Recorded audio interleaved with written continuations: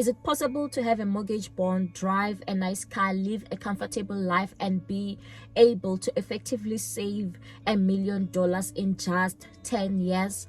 So in this video, I will show you the tricks on how you can be saving yourself a lot of money and still be building wealth or still be having assets. So hi guys, my name is XIREN. I am a chartered accountant by profession. If you like this video, please hit the like button and also subscribe to the channel, and also just leave your comments below. So today I'll be showing you an example on how you can effectively save yourself $1 million in just around 10 years. So here is the example that we'll be looking at. If you have a mortgage bond of $500,000, it means that your payment is going to be $3,410.88. That's if your interest rate is at 7.25% and the years is 30. So know that interest rate depends on where you live, it depends on your credit score and a whole lot of other factors. So let's assume that your household income is around $9,000 and your expenses, all your expenses including your mortgage bond, is around $7,000, and you are remaining with $2,000 every month. So if you go onto your mortgage calculator to calculate how much you are going to be paying, it's going to show you that this is the amount, the payment that you are going to be making of 3,410. So how do you even end up saving if you do have a mortgage bond? So firstly, you must commit to be making additional payments, because this is what the impact will be. So if you commit to make an additional payment of that $2,000, you just commit that every month you will just put it towards your bond. Now it means that you are going to be paying 5,410.88 per month, and then the months that you are going to be saving, or the years that you are going to be saving if you make those additional payments, it's going to be 18 years and 8 months instead of paying the loan in 30 years. And guess how much interest you are going to be saving? You are going to be saving $493,917. So that's almost 500K worth of interest that you are going to be saving. And why is this the reason? It's because initially when you are paying that that installment, it just goes towards your interest. Look at it, the 3,020 is just only going towards the interest, and only 390 goes towards the principal.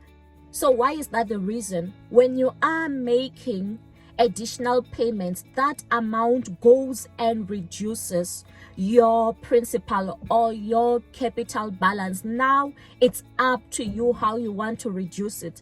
Unlike when you've left everything in the control of the banks, when the banks are doing the calculation using the amortization table, it's like in the first years everything just gets allocated towards interest. It's like you are giving them interest and only a small portion is going towards reducing their capital balance. That is why you can see when you check this table, in year one, the total or the 12 months interest that you would have paid is 36,091, and only 4,000 is going towards the principal amount. But if you are going to be making the additional payments, you'll see that your interest is lower and your principal amount is quite high. And check when it comes to year 5, you'll see that if you don't make the extra payment, you are paying 34K towards interest and then only 6K towards the principal. But if you are making the extra payments, it's 25K, like it's almost like a 9K saving in that particular period. And the principal amount that you are paying is 39K.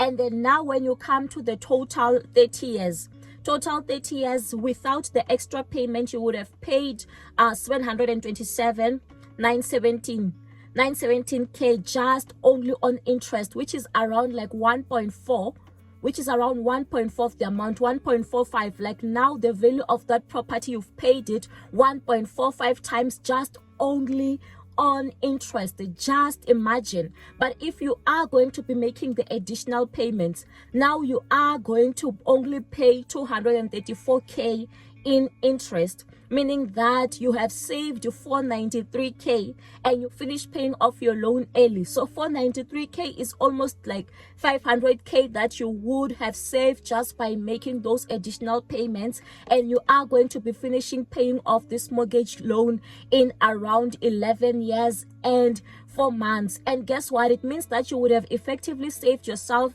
$500,000, and also you are keeping the property that is worth 500k or even more now after 10 years, because maybe it would have appreciated in value. But you also need to be very careful, because now when the bank sees that you want to close off your bond, they don't want that. They want business from you. They are going to say you have equity in your home. Why don't you refinance your home? Why don't you take up the cash and refinance your home? You want to be careful not to fall for that trap. That's how many other people now get their homes repossessed, because now they can't keep up. So you want to make sure that you don't end up paying more than you should. You want to have that flexibility so that you can decide the money that you are saving on your bond, what do you want to do with it. So you can just see, based on this example that I've given you,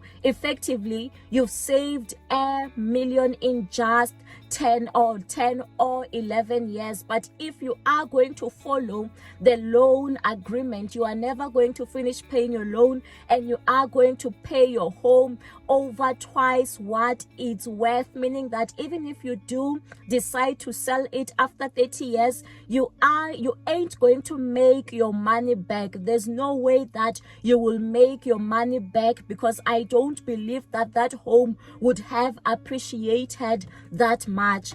So don't forget to hit the like button and also to subscribe to the channel. Stay blessed.